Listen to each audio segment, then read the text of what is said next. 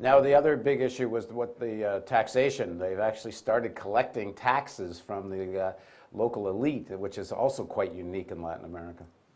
Absolutely. What is actually most surprising is that despite the fact that oil prices have been so high, and despite the fact that they changed the terms of these oil contracts, in fact, tax revenues have increased faster than oil revenues for Ecuador's government.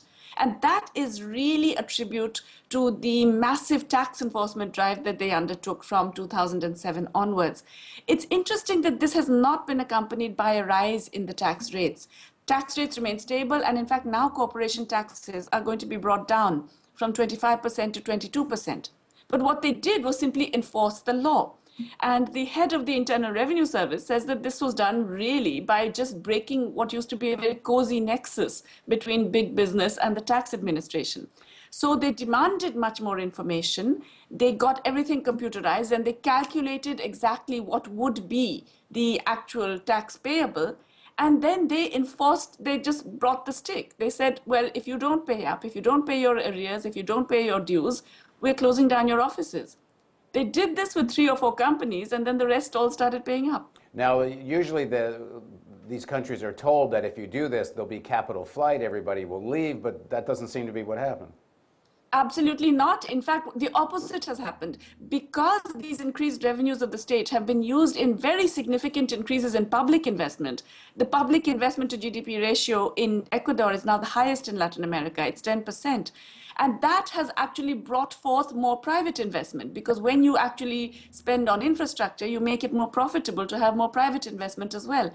So the investment ratio has gone up to 26%. It's one of the higher ratios, again, in the region. And you have no evidence of capital flight. In fact, there's been a big inflow of capital in the last year. Yeah, I saw, in fact, just today as we do the interview, there's an article on Bloomberg that for the first time in a while, Ecuador is issuing some bonds, 2015 bonds, and the yield is actually down, the price of the bonds is up, and the bonds are quite in demand. So I guess the bond owners or buyers are voting with their dollars that they think this Ecuadorian experiment seems to be stable and working. Talk a little bit about what's being done with the money.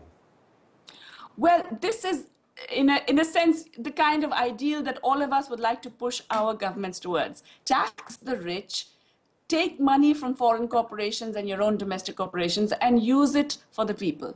So they've raised public investment, and that means a lot of infrastructure that really does matter for the people. So the money went into roads and bridges, transport, connectivity, things that actually matter for the people.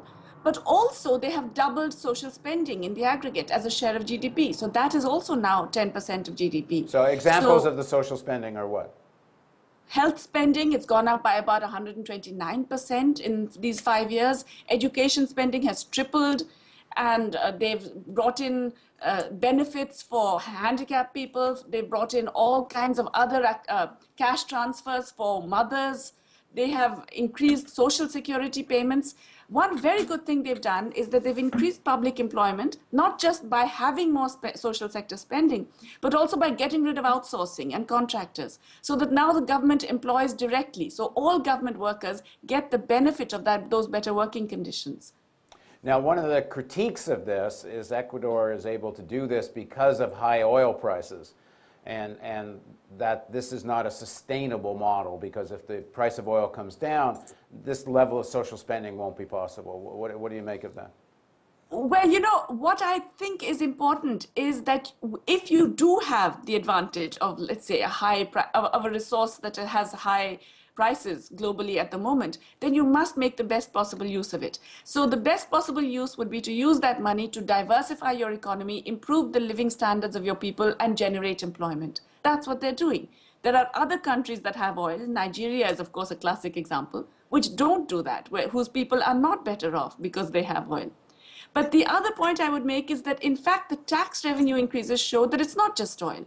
This is something that Bangladesh can do. This is something that Ghana can do, or Ivory Coast can do.